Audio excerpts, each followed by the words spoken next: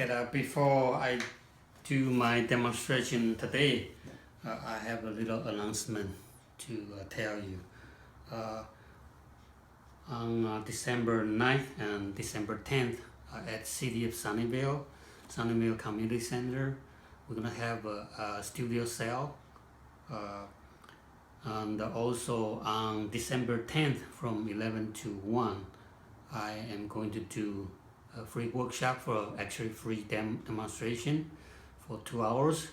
If you have time, you live in Bay Area, you are welcome to come over and take a look for our show and also for the demonstration.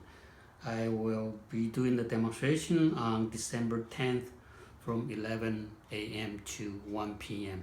Okay, so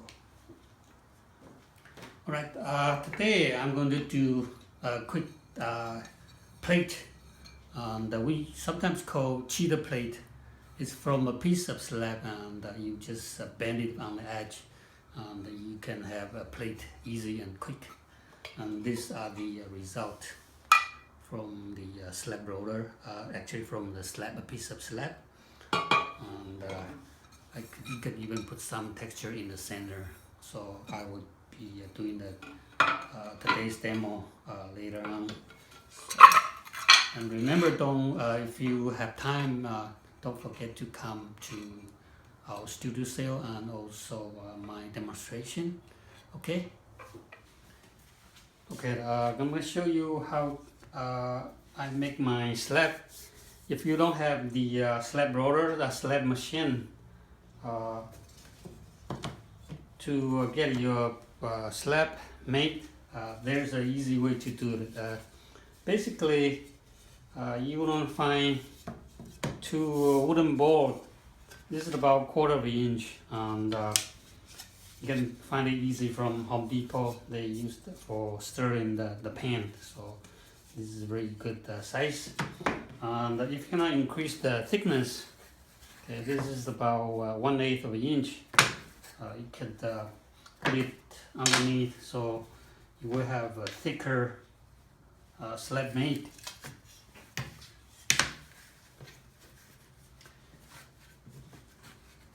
Okay, so before I use a rolling pin to roll it, I usually like to get my clay wider by just pounding it.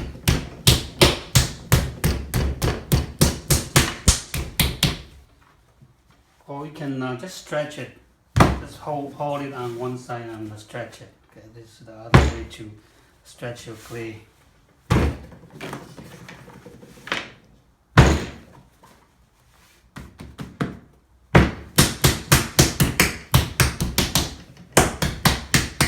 So I'm just going to roughly cut it, so later on I could use a rolling pin to get it wider.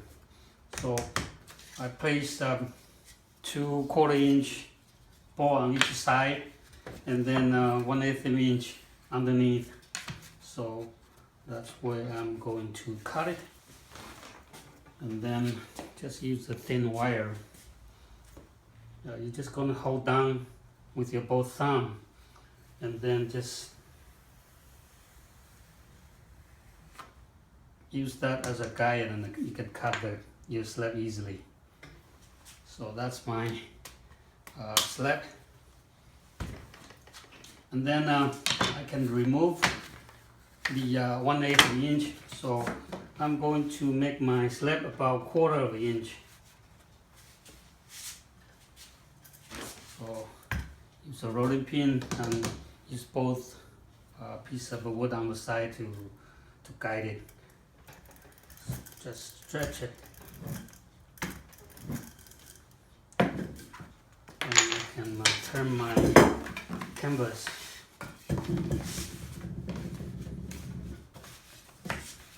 This way, stretch it again.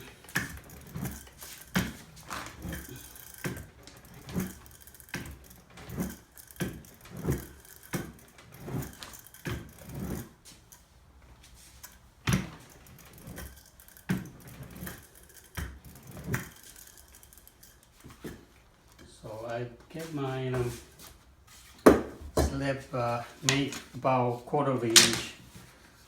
If you wanna remove the canvas texture, actually the rolling pin is quite smooth though. This side is very smooth, but the other side you will have a canvas texture, and if you wanna remove it, you can just simply fold it here and lift, and you can flip over. You will be able to flip over and just get a metal rib, just hold at an angle, and you can smooth it.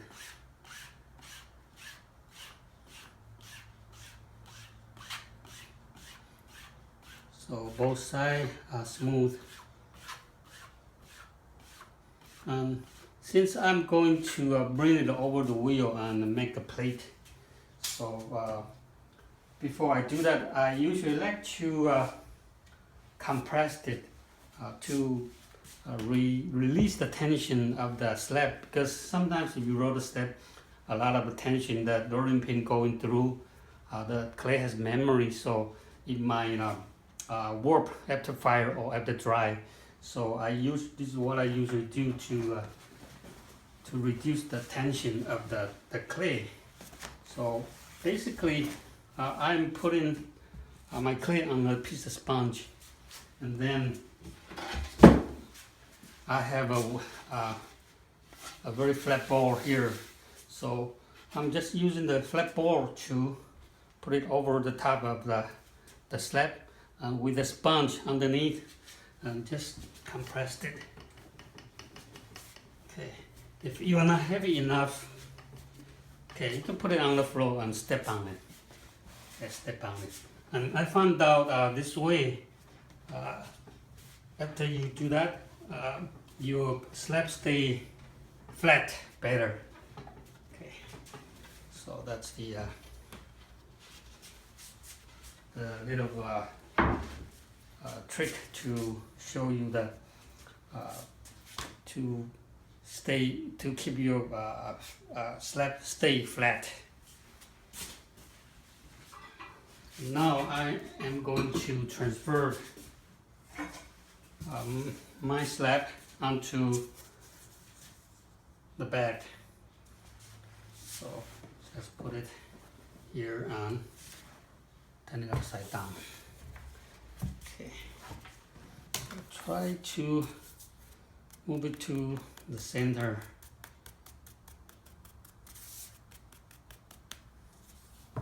Okay, so it's ready to go to the wheel.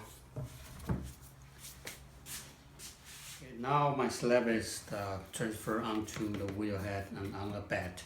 Now I'm ready to trim it so that I will have a perfect circle. I get my shot number 10 tool here.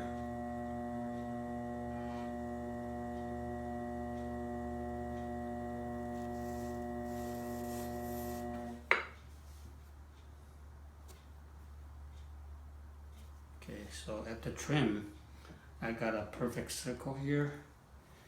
If you like, you can put some texture right in the middle, just like the plate I showed you at the beginning.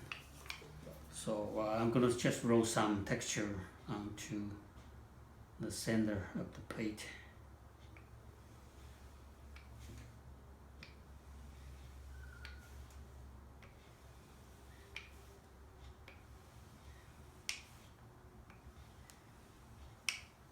Okay, so I have a texture.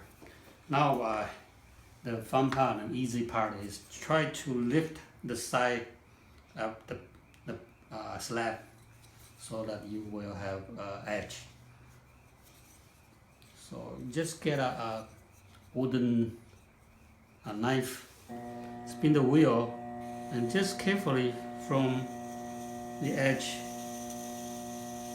of the slab, you just insert your tool underneath.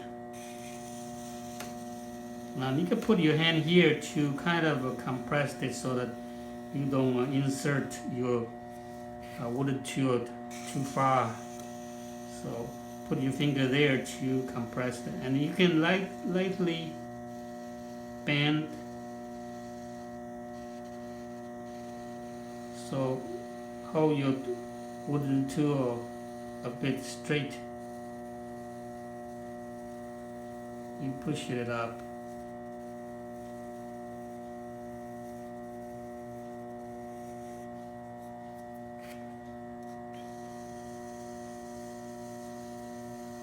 And you don't need to spin your wheel very fast. Just do this slowly.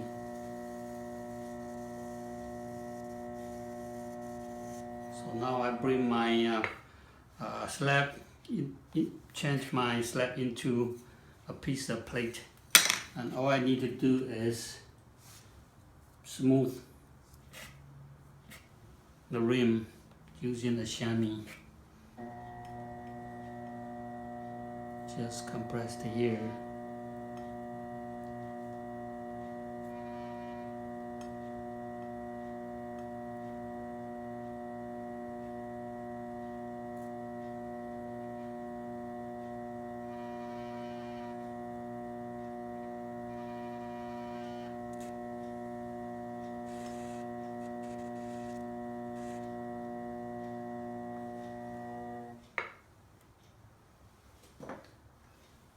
So if you like to trim your plate with a foot, maybe you can roll your slab a little bit thicker.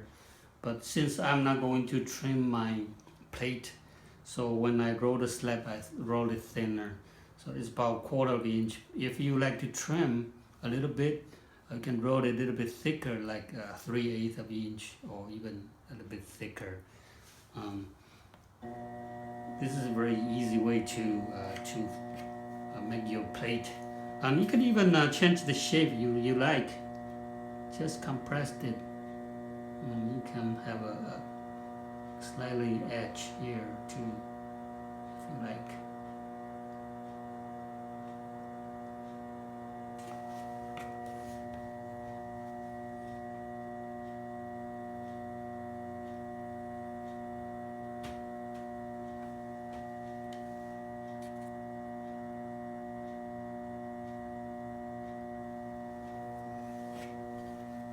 So this is very easy to make your plate, and it's fun and easy to make. I usually teach my beginner class by the end of each session. We teach them so that they can have a very quick plate to make, and also fun to make too.